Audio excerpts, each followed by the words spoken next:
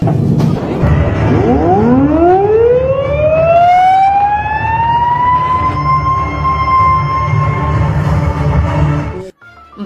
সম্ভাব্য হুমকি মোকাবেলায় চীন থেকে আরো 12টি সাবমেরিন কিনবে বাংলাদেশ নৌবাহিনী।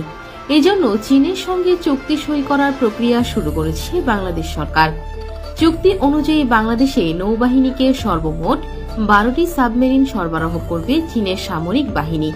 এই 12টি সাবমেরিনের মধ্যে 7টি নির্মাণ হবে চীনের হলুদাও সাবমেরিন শিপইয়ার্ডে, আর বাকি 5টি সাবমেরিন খুলনা শিপইয়ার্ডে যৌথভাবে নির্মাণ করবে বাংলাদেশ ও চীনা নৌবাহিনী।